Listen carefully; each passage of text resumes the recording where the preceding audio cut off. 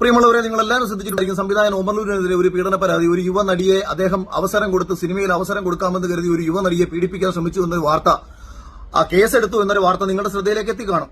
പക്ഷെ എന്റെ ഒരു വലിയ വിഷമം എന്താന്ന് വെച്ചാൽ, ഈ യുവ നടി ആരാണെന്ന് ഒരു മാധ്യമങ്ങളും പറഞ്ഞിട്ടില്ല.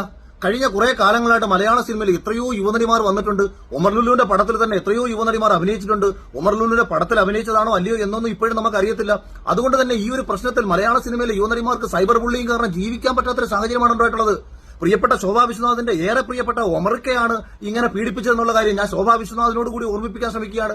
അതുപോലെ സ്ത്രീകൾക്ക് വേണ്ടി എപ്പോഴും വാദിക്കാൻ ശ്രമിക്കുന്ന ദിയാസന, തന്റെ ഗുരുവായ ഒമർലുവിന്റെ അസിസ്റ്റന്റ് ഡയറക്ടറായിട്ട് വർക്ക് ചെയ്ത ഒരാളാണ് നമ്മുടെ ദിയാസനയോട് ശോഭാ വിശ്വനാഥിനോട് എന്റെ പേഴ്സണൽ റിക്വസ്റ്റ് ആണ്, കേരളത്തിൽ കിടക്കുന്ന എല്ലാ പെൺകുട്ടികളെയും നിങ്ങൾ രക്ഷിക്കാൻ ശ്രമിച്ച സ്ഥിതിക്ക് മലയാള സിനിമയിലെ ഏത് യുവനടിയെയാണ് ഒമർലുലു പീഡിപ്പിച്ചതെന്ന് പറയാൻ ഈ വാർത്താ മാധ്യമങ്ങളോട് പറയണം. അല്ലെങ്കിൽ വാർത്താ മാധ്യമങ്ങൾ കാണിച്ചേക്കുന്ന ഏറ്റവും വലിയ തെമ്മാടിത്തരം കാരണം ഒരു യുവനടിമാർക്കും ജീവിക്കാൻ വയ്യുന്നേ.